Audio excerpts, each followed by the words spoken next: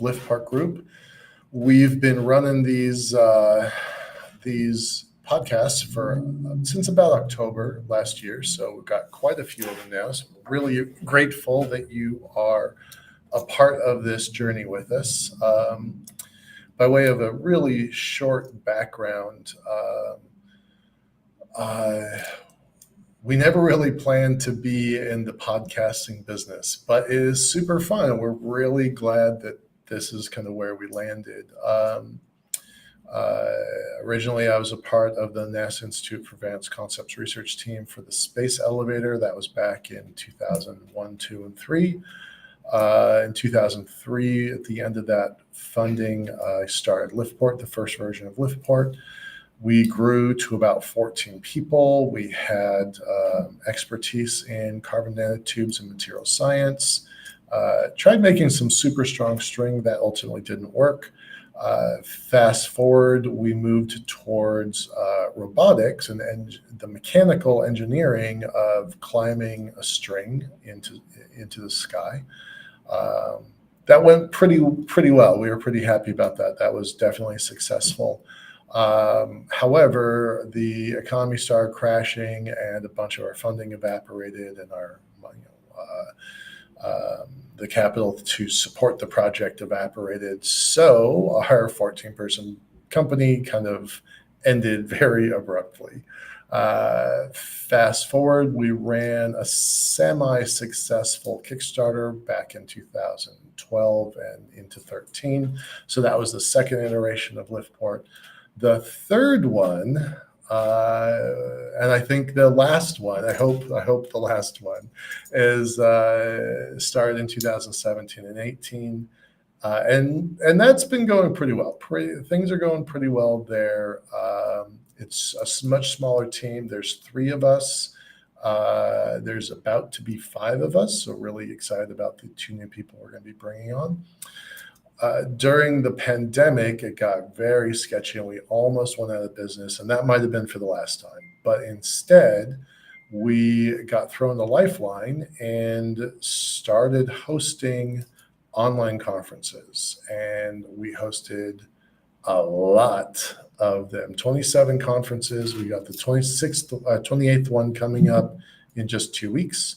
That's for Mars Coin. We had the founder of the Mars Coin on our show last week on Monday, Leonard Lopin. So definitely want to check that out. And then as the pandemic shifted again, because we'd hosted more than 500 interviews and have 500,000 views on YouTube, we stuck with that and took what we were already good at, the video, audio, editing, and promotion, and built that into a podcast. So that's where we are now. That brings us up to speed. We are trying to get back into the hardware side of space, focused on the lunar elevator. We remain committed to that. There's been a lot of news about stuff lately. So next week, I'm going to talk about some of the updates around the lunar elevator. There's a chance I'm going to be doing an interview with someone, and we might do that on air. I'm not sure how that's going to play out just yet. But that looks pretty neat. There's a lot of stuff happening on both the Earth elevator and lunar elevator, so I'm going to do a recap of that and update you on where things are. So I'll do that next week.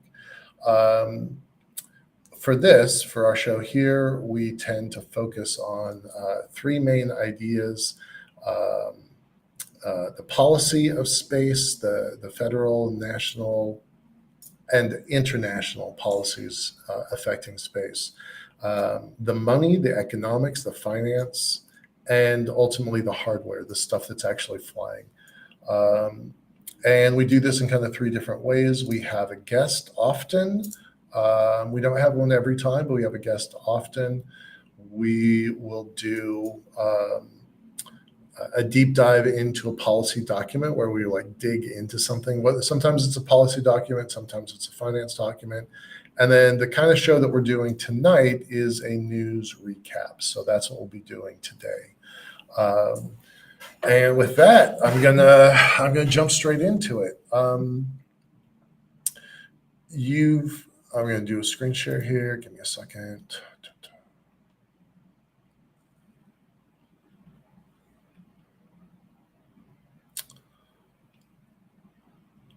Nope. Sorry, I have this all queued up on my screen. There we go.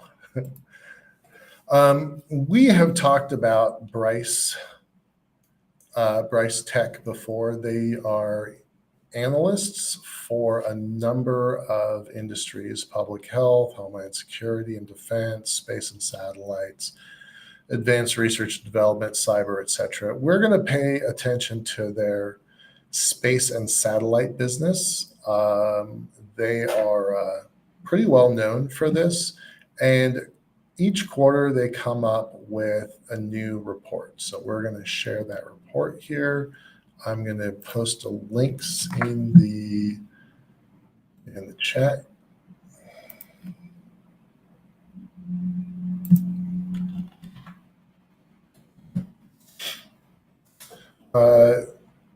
Thanks, LinkedIn user. Not sure what you're trying to tell us there, but that's pretty interesting. We'll follow that up later.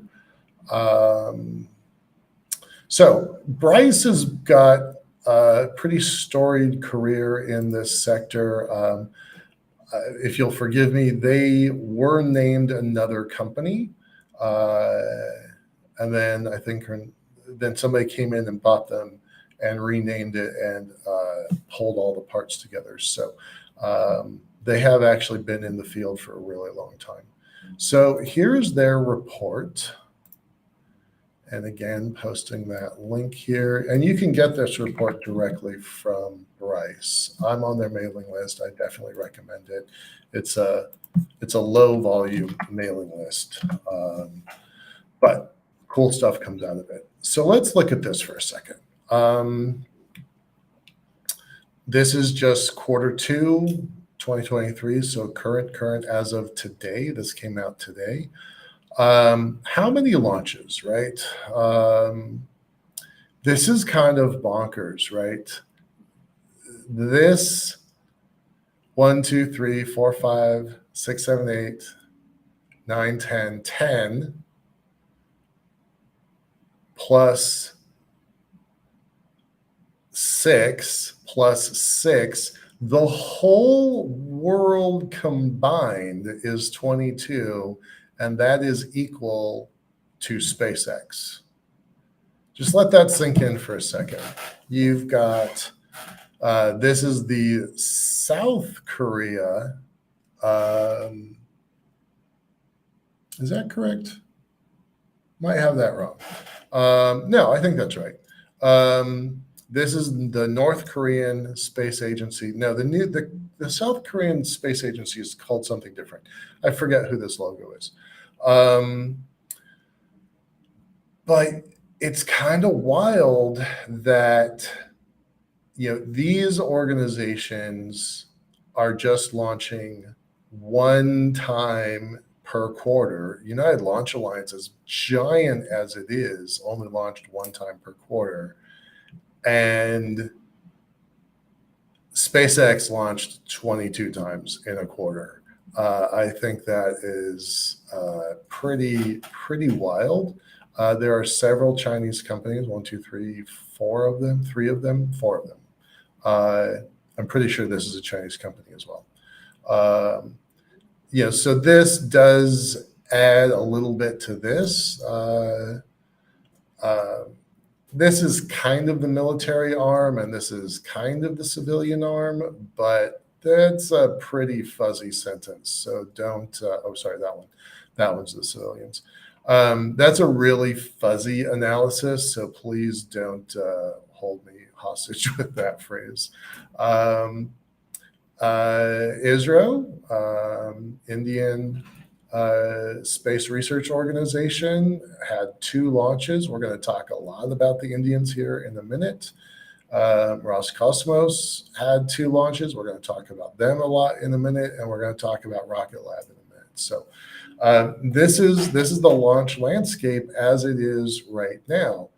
I want to point out this is first quarter of 2023, way more launches, right? That one was 44 launches. This is a slightly under 60 launches. I don't know why the world launched less. Sorry. Yeah, I don't know why first quarter there were more launches and second quarter there were less launches. I have no explanation for that. I think it's kind of curious. So kind of paying a little bit attention to that. So that's first quarter, second quarter. It's north of 100 launches, though, so far this year. So just think about that for a second. It used to be you would be lucky if you got, one launch a year or 4 launches a year, certainly in America. And now we're at the point where we're launching somewhere in the world every 2 to 3 days. Every 2 to 3 days, there's another launch in the world, and we're holding with that. We're holding that. Maybe it's every 4 days, right? But somewhere in that, it's a sweet spot of how many launches we are consistently putting into the sky. On a personal note, I went out to see the meteor shower this last week, and it was beautiful. It was beautiful. I saw 32 streaks. Some were bigger than others. Some were beautiful. And then along the way, I'm kind of watching, well, how many satellites am I seeing between the hours of 2:30 in the morning and 3:30 in the morning? I saw five. That actually seemed low to me, considering that there's north of 8,000 satellites in the sky right now. And as we'll find out in a few minutes, SpaceX has the bulk of those. So I was a little surprised to see that. But every time I talk about satellites and launches and numbers, I want to urge everyone to go outside and see the night sky, because every 2, 3, or 4 days, somewhere in the world, someone is launching another rocket, another set of satellites, and the night sky is going to change irrevocably forever from now on. So catch the night sky if you get a chance. All right.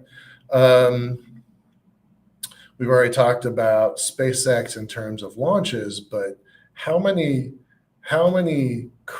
spacecraft did they get on those? 648. I'm going to simplify it and say 650 as compared to China's 50. So pretty remarkable. And then this box, this always kills me, right? This graph here, it's in the noise level, right? By comparison of these, this is in the noise level. It was Korean Aerospace Research Institute. It was South Korea, Republic of South Korea. They have to build this graph in a way that makes sense in comparison to the others, but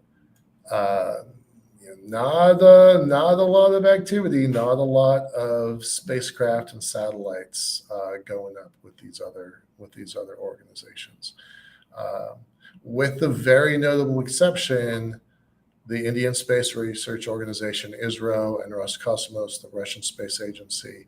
We're going to talk a lot about their cargo here in a minute. I don't think anybody's going to be surprised by the up mass going to space that almost over 214,000 kilos go into space. Not quite 10%, not quite 10 times its nearest competitor, but way more than Russia, right? So again, these guys are in the noise level. I keep being surprised that ULA is in the noise level, considering that's a partnership of Boeing and Lockheed. But looking at these graphs, the numbers don't lie. They're in the noise levels. So That continues to surprise me. Continues. And again, doing a comparison, just a second.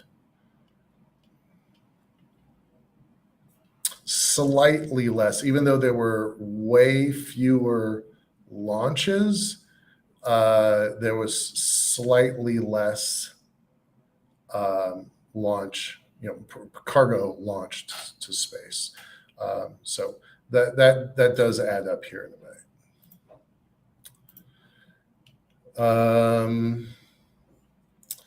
As the former U.S. Marine, I always like to see this graph, except for the things about this graph that really frustrate me.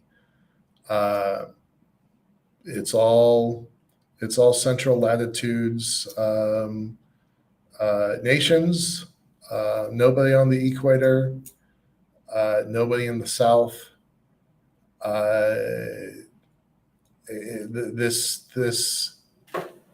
This graphic, on the one sense, like, hey, I'm American. I like seeing America on front on stuff. As a former U.S. Marine, I definitely want to see our technological expertise on display for the world. But on the other side of it, as a globalist, as a alum of International Space University, I think that space done well is space done cooperatively and collaboratively, which means we got to have more launches out there.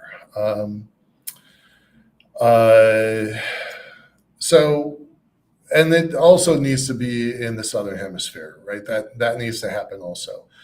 There are some very capable nations in the Southern Hemisphere that have very strong space programs that are just not being showcased the way that they should.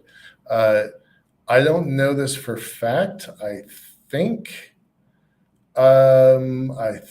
this French one is actually launching out of French Guiana, so it would in fact be launching from South America. But I'm not 100% sure of that. What's going up? As normal, 2/3 of its communication satellites. That's normal. We're used to it. That's what we would expect. Frankly, technology development, I'm surprised, is getting as much attention as this is. And I would love to see more cargo and crew being transported, more science happening. But let's face it, those are not the money makers. It's commercial spacecraft that they're making the money. So no surprise there. 2/3 of it are communications. I am a little surprised that remote sensing is not a larger number. If I were to have guessed what this was going to look like, I would have guessed remote sensing was closer to 20 or even 25%, and then the technology development was going to be a much lower number. So I'm a little suspicious, not suspicious about Bryce because I'm confident in their data, but I'm a little curious how they are categorizing some of these missions. So that's a minor nitpick there. I'm going to kind of skip this. We've kind of already talked about this. Out of 270,000 kilos, most of it's in this small category, this mini category, 200 to 600 kilos. That's kind of the new norm, right? That's the new norm. So. And that is the form factor of SpaceX's Starlink system. And I love seeing a chart like this. Most of the craft going to space are commercial. And how you define that's pretty important. Only 25 of these are military, 24 are nonprofit and academia, and 17 are government and civil. If this yellow color tracks to this yellow color, I'm hoping that means there's a lot of research and development, but I don't know if that is true given the categorization here. So do another compare contrast, just a moment. It's always great to kind of see, quarter by quarter what's happening, right? So in the current quarter, it was 2/3 communication satellites. In the first quarter, it was over 80%. That's a big jump. That's a big jump. And this graphic is a lot closer to what I would have expected. A much smaller technology development number, a solid but still small number for remote sensing, and then the communications carries everything. And then this is very similar, right? Almost the same numbers at the bottom here. 100 more commercial satellites. So pretty interesting. Do a compare contrast between those. I always look forward to, this is the current data here. I don't think I was showing this one, darn it. Let me go back just a little bit.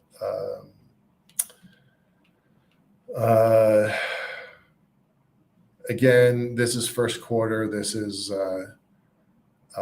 Northern Hemisphere. We had 25 in the current quarter, 27 in the first quarter.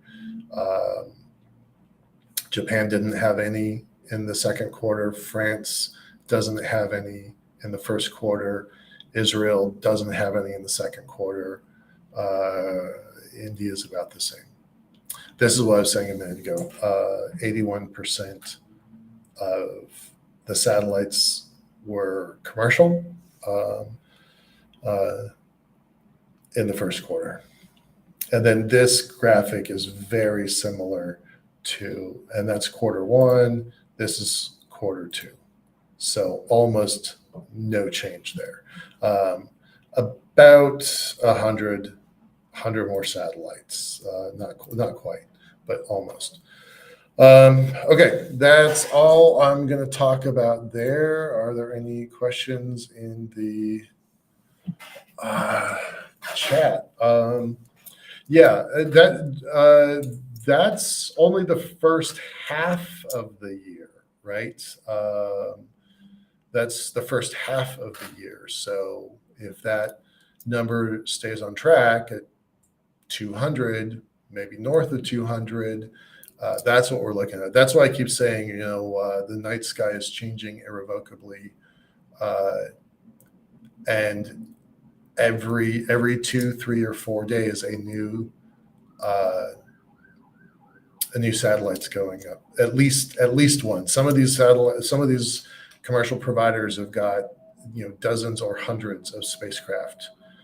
Maybe not hundreds, dozens of spacecraft at a time. There's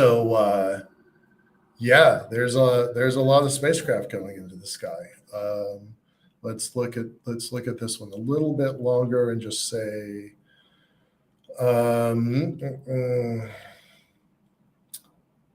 out of slightly more than 40 launches, there's 800 spacecraft from all of them combined.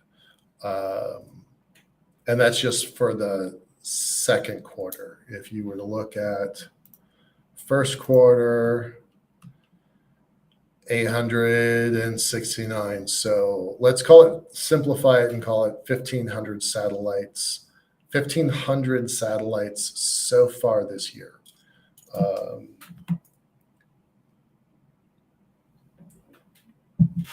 Last I checked, the total number of satellites was over 8,000. Based on this, we might be moving into the 9,000 range pretty quickly. I don't keep a running total of that, so I don't know what our current number is. Leah, you might be able to get that number. The Air Force has a tracking system. NORAD has a tracking system for how many satellites there are. Now, keep in mind, they're only going to be producing the ones for public satellites. There's quite a number of classified satellites. So maybe you can find that number and I'll be able to pass it on. I'm not sure. The idea of how much does it cost per launch is how many angels can dance on the head of a pin. It's that kind of question. Because each of these launchers have very different metrics behind them, and because they have different capabilities and different launch cadences, they're all over the map. But SpaceX is pretty famous for bringing the pricing down, and then they brought the pricing back up because they wound up in a semi-monopoly position. So I'm not even going to speculate on the prices on some of these things. Okay, we're going to move on and kind of do some news roundup here.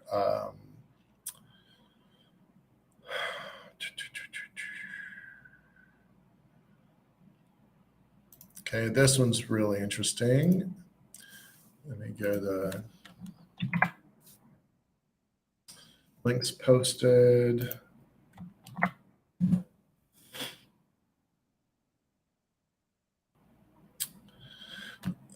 So this is International Lunar Year, kind of a big deal. When the State Department and the rest of the world declare a quote unquote International XYZ year, that's been a pretty big deal because that's the same way that the first satellites got launched. It's the same way that the first missions to the poles, North and South Pole, got launched. That kind of global declaration of International XYZ year has been pretty profound. There's a long history behind that. It's worth looking up. But we have a new cislunar science and technology strategy that came out November last year. That was one of the first papers that our team analyzed. Definitely worth reading. As an example, I'm going to read this off directly. As an example of kind of the strength and legitimacy of declaring these international years, whether it's polls or anything else, the International Polar Year of 2007 and 8, for example, resulted in the largest, most comprehensive field campaign to date to explore the Earth's polar regions, drawing together an estimated 50,000 researchers, observers, educators, students, and support personnel from more than 60 countries across 228 projects. That's the kind of thing you can expect when the State Department and other nations, this isn't just the United Nations, these are international science years typically declared by the United Nations General Assembly, celebrate and build upon the unique international connections, right? So that this is a thing, right? Means there's actually going to be some weight, governmental weight and policies that come out of this. It's a fascinating read. This is super easy to read. Take a look at that. I'll point out that the State Department can provide presentations and participation in discussions of the International Lunar Year, for example, at major scientific and technical conferences or within multilateral space coordination groups. Together with NASA, National Science Foundation, and the State Department, can carry out precursor activities such as virtual town halls or solicitation of community input for proposed ILY program. So this is super cool, and I do not want to throw it under the bus. It's very, very good. Is it perfect? No, it 100% is not perfect. And to that point, I didn't post a link. Let me post a link here just a second. to that point about how it is not perfect,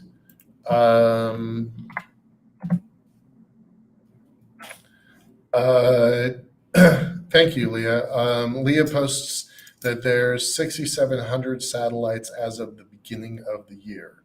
So 6,700 plus this 1,500 puts it really close at that 8,000 plus or minus mark.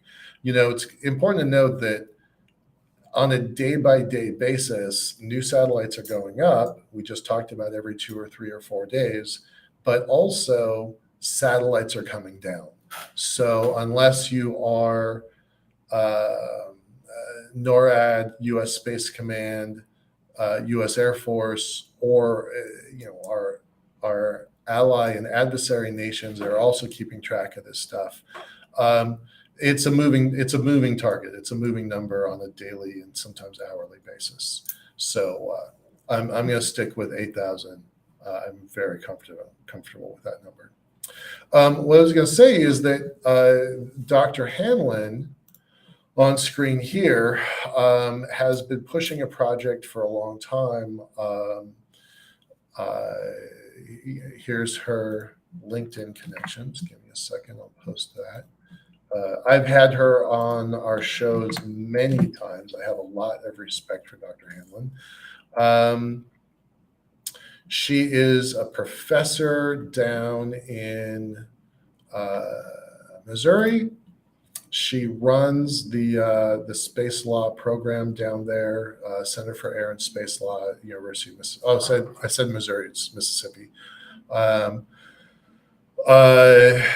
She also is the executive director for All Moonkind. Both of these programs are really important.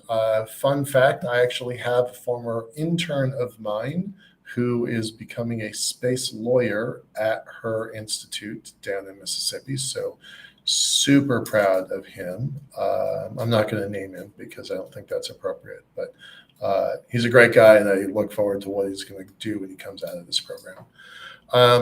Dr. Hanlon has been pushing this for All Moonkind program for a while now, and it is under the it has the plan of taking all of these locations, these landed locations, not just the Americans, but all landed locations, and archiving them, turning them into a heritage site, much like the United Nations has global heritage sites. I think that is super important. I 100% agree with her. We had our guests on the show a couple days ago, Melissa Roth and Vince Rowe, and their topic is lunar regolith and what a hazard lunar regolith can be. But at part of that conversation, we were talking about landing zones and how these giant rockets are building quote unquote rock tornadoes when they launch, meaning SpaceX is super heavy, the Starship Singularity. When that lands on the surface of the moon, fine, that's going to be a problem. When it takes off from the surface of the moon, it's going to create another rock tornado.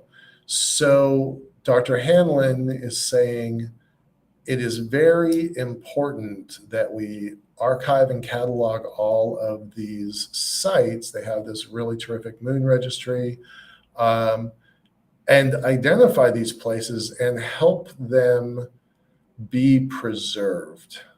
Now, that is not a part of this International Lunar Year, right? So what kind of, and I'm not speaking as an American, I told you a minute ago, I have a lot of patriotism, but as a globalist, I think the world loses something if Armstrong's footprints are sandblasted by a rock tornado, right? Those footprints, barring a meteor impact to the moon, those footprints will last for 1 billion years if nobody messes with them. So I'm a big believer in nobody mess with them. Okay? That's all I'm saying. It doesn't have to be because it's American. I'm equally strong and supportive of the many Lunicod missions from the Soviet Union. I want to preserve the crash sites of the Indian and Israeli probes that went to the moon a year and a half ago. So I think all these things are important and they need to be preserved. So while I'm happy the State Department declared the International Lunar Year, I want them to go a step further and acknowledge that these sites have global heritage associated with them. Okay, let me move on to the next thing.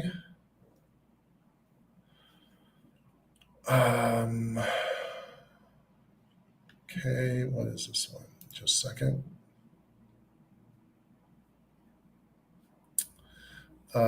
Speaking of Starship and numbers of satellites, I think this says it all, right? Only it doesn't. It doesn't say it all. SpaceX is about to have 5,000 satellites under their belt. I remember about 15 years ago, maybe it was 12 years ago, Planet Labs out of California was boasting that they were the largest network of satellites by a private owner, and they had just crossed over the 200 or 300 satellite mark. And now that seems quaint and it was a remarkable achievement. Those folks proved that you can build an assembly line of spacecraft and launch on a regular cadence. No one had ever done that before. So hats off to Planet Labs and their remarkable feat of imaging the world every 24 hours, right? So good job, Planet Labs. But now, because they proved the assembly line production system of satellites, SpaceX comes along and says, like, oh, 300, that's a good week. That's a good quarter. We'll do that. And now they have 5,000 satellites launched. So that's pretty remarkable.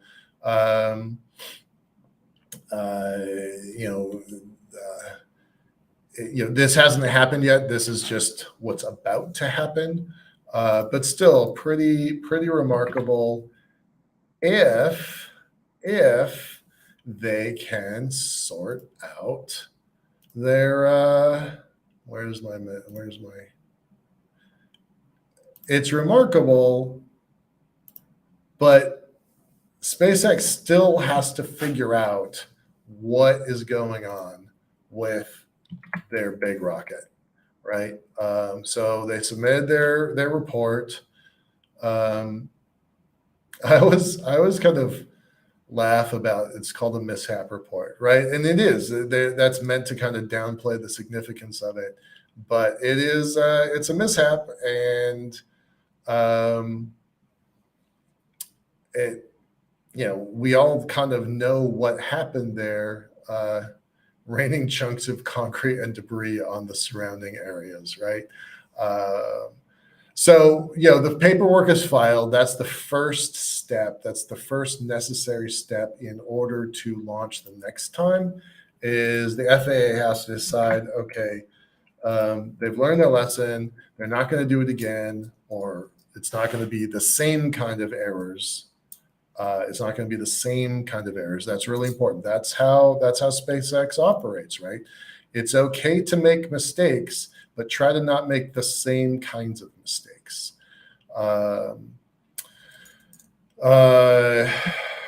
When a final mishap report is approved, right, it will identify the corrective action SpaceX must make Separately, SpaceX must modify its license to incorporate those actions before receiving authorization to launch again. We don't know when that's going to happen, but this is the first step for being prepared to launch the next time. We still know that we've got a problem with the Environmental Protection Agency. And here, I'm going to read this. The FAA is still reviewing the mishap report, for example. In addition, a coalition of environmental and indigenous groups is currently suing the agency, not SpaceX, claiming it didn't properly assess the damage that Starlink launch could cause to the South Texas ecosystem and community. So we know that SpaceX has a history of pretty flagrantly flaunting some of the rules. They take the hit, they take the fine, they take the delay, and incorporate it into their business model. And that is how they operate. So for better or worse, I wish that they would kind of streamline that and get better at it, because eventually they're supposed to have the same cadence with Starship as they do with their Falcon. And the world will be better for it, but SpaceX has got to figure out their bureaucratic process as well as their engineering process. Shortly after the first flight, Musk said that SpaceX should be ready to launch another Starship mission in 6 to 8 weeks. That was a long time ago. We have gone past the 6 to 8 weeks mark, and mostly it's been bureaucratic holdup. I am not aware of any technological hardware holdup. Maybe I'm wrong about that, but the only things I keep seeing are the paperwork problems. Okay. Okay. We got a little bit more to cover here. Just a second.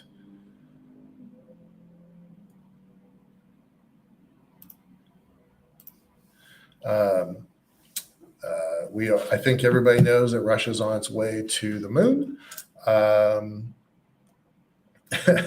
This is kind of what I was saying a couple days ago, right? We did a news show last week, and I talked about Russia versus India, and Russia, kind of cooperating with China and what that was going to mean. Well, so here's a space.com article just a few hours ago. Russia's first mission since 1976 seems to be going well. That's about the best thing you can say for it right now.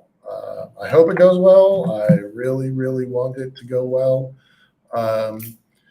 But this kills me, right? For the first time in nearly half a century, Russia has made it to the moon. Well, not quite. Not quite. That's a little misleading. They have gotten near the moon. And as we saw with India and Israel in the last 24 months, getting near the moon doesn't mean you can land on the moon, right? They have $100 million, those two nations have $100 million craters to their credit, because getting near the moon is not the same as landing on the moon. So I think that line is a little misleading. I want to, shout out to everybody. All Luna 25 systems are functioning normally. Communication with it is stable, right? So good. We want it to continue. We don't want any problems. We don't want bad days to happen. Nevertheless, it's their first mission in 50 years. And what I said last week, I'm going to re-say, is that there's a lot riding on this. The Russian ruble has dropped 30% this year, maybe more than that.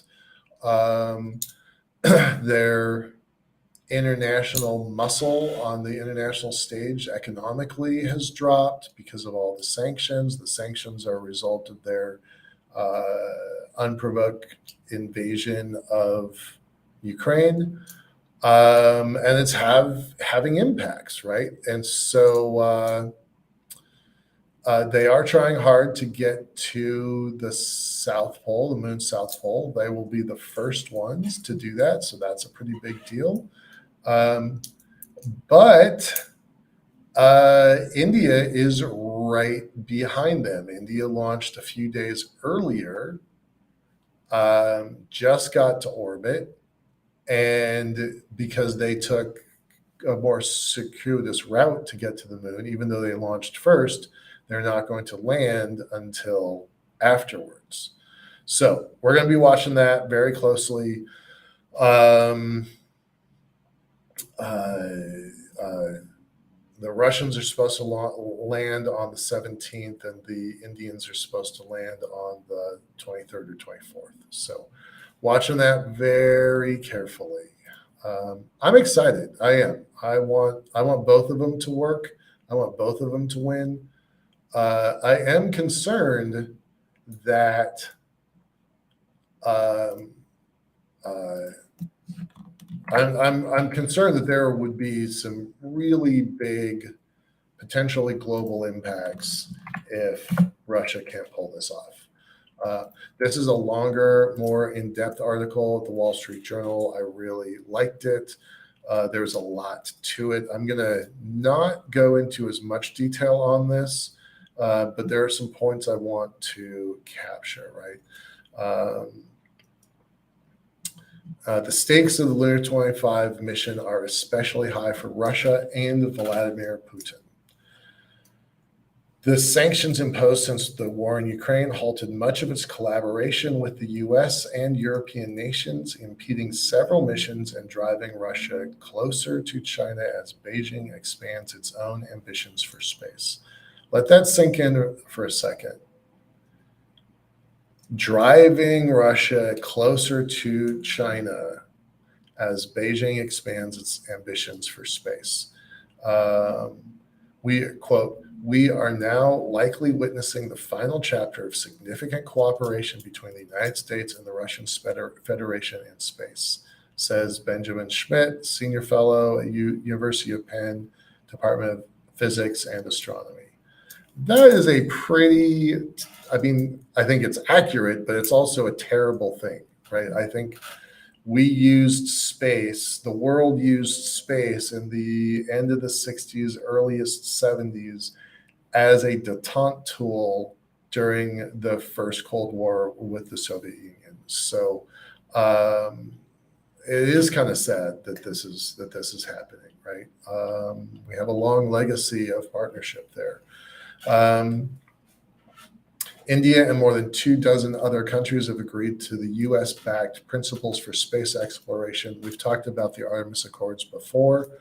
While Russia is collaborating with China in the International Lunar Research Station that plans to man the base on the moon by 2036. Since 2011, China has been excluded by US law from working with NASA, right? So that sets up kind of this kind of very separatist global effort to get to space. Everybody's focusing on going down to the South Pole. This Luna 25 lander is a lot bigger than I thought it was, almost 1,800 pounds. What is the part I was looking for something very specific in here. Hold on.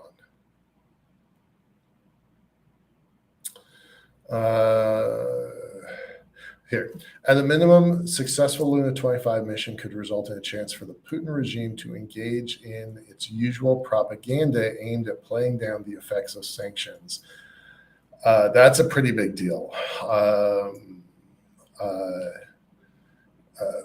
Western sanctions among the technology export controls and restrictions aimed at degrading Russia's aerospace and space sectors have exacerbated the challenges to Russia's space program.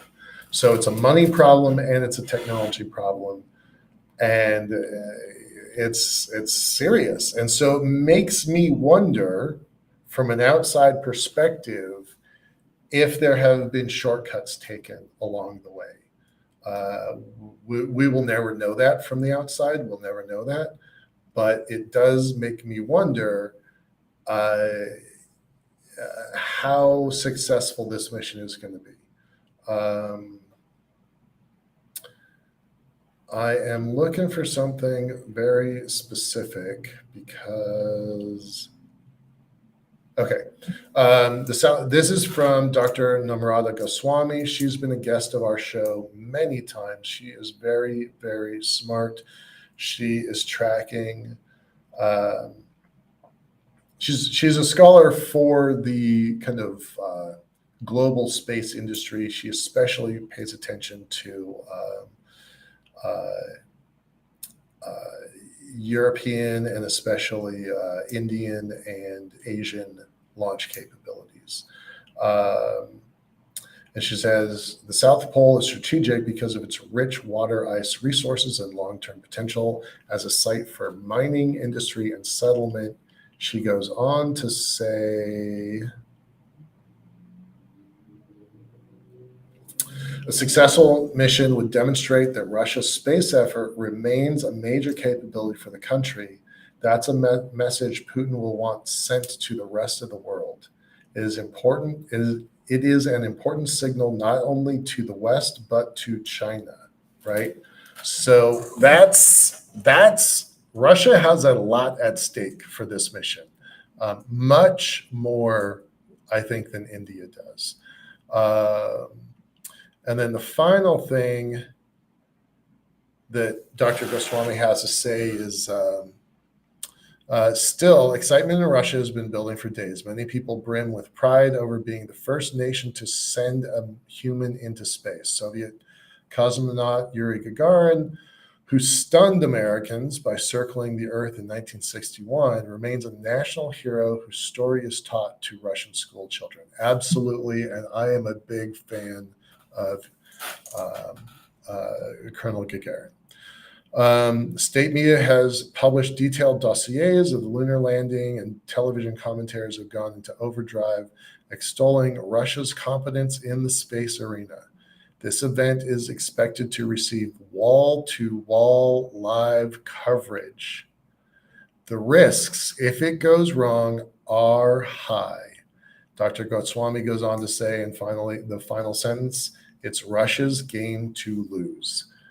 I think that is very well put. So I'm watching this super carefully. I think there are,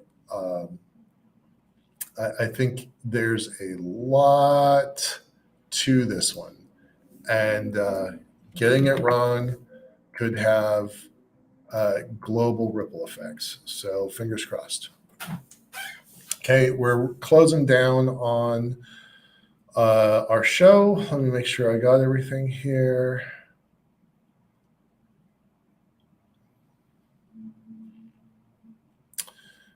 Super fast.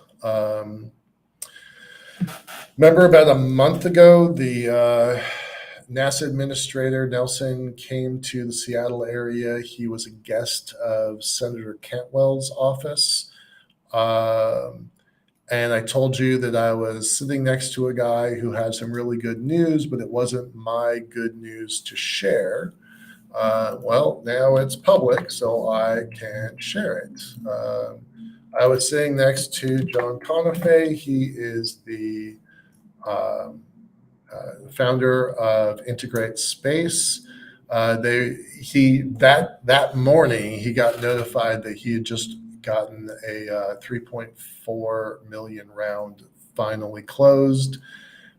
He was sitting next to me, and he was having a hard time sitting still. So good job, Conifay. Nice job there, buddy.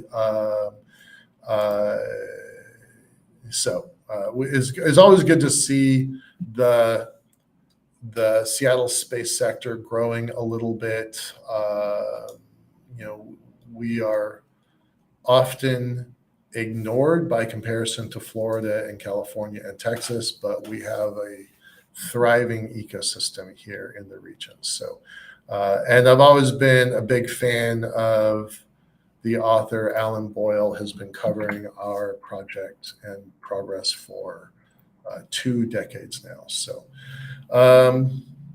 So with that, I'm going to go ahead and close it out. I'm going to bring up one little piece. Nope, that's not it. Not it. Not it. There was one other thing I wanted to share, but is that it? Yeah. So this one is interesting. DARPA is going to the moon, and that's a pretty big deal. DARPA, Defense Advanced Research Projects Agency, DARPA built GPS, the satellite network that powers your Uber, it powers your debit and credit card transactions, and it powers Amazon delivery, just to name 3 really superficial things. But GPS runs the global economy. Ships at sea, every airplane, they navigate based on this approximately 22, 24 satellites circling overhead. Europe, Russia, European Space Agency, Russia, and China each have copycat systems. None of them are fully operational yet. But GPS, global positioning systems, changed the entire world's economy. I want to recommend that you take a look at Space Capital has a report specifically on, I think it's called their GPS playbook, GPS playbook from Space Capital. It's remarkable what GPS has done. That's one thing DARPA did. The other thing DARPA did was create the internet that we're viewing this program on in the first place. DARPA created the internet. So, not bad. I mean, it's nice to get one world-changing technology. It's pretty cool that you got 2 of them under your belt. Fun fact, DARPA was created within weeks of when NASA was created, and both of those were created within weeks of Sputnik being launched in 1957, October 1957 for Sputnik, and DARPA and NASA came online in the very, very beginnings, January, February of 1958. So DARPA's been around for a while. I always forget which one was first. They were launched very, very quickly, one from another. So DARPA is going to the moon. That is a really big deal. And I don't know what it means yet. But they're trying to build out some architectures, and I'm hopeful that this is good news for everybody. And with that, I am going to go ahead and sign off. Please make sure that you take a look at our Spotify channel to capture earlier episodes. Go to our YouTube channel to catch earlier shows. We have a variety of shows, right? We have this one that we do twice a week, Mondays and Wednesdays. The Space Frontier Foundation and the Mars Society has a show on Tuesdays. They alternate. We just had the Mars Society show yesterday, and I think Charles Miller is going to be on for the Space Frontier Foundation show, Commercials of Space, Pioneers of Commercial Space show from the Space Frontier Foundation. So come back, see you next week. So we're running these shows Monday, Tuesday, Wednesday, 5 o'clock West Coast time. But catch our YouTube channel if you want to catch other stuff. We've got a whole series on space stations. We've got another series on commercialization. Lots of stuff there. So please take a look at it. Join our community. We have a less active than I would like Discord channel, but want you to know that that's out there, and that's a good way to communicate. All right. And with that, I'm going to sign off. Y'all have a great day. Bye-bye.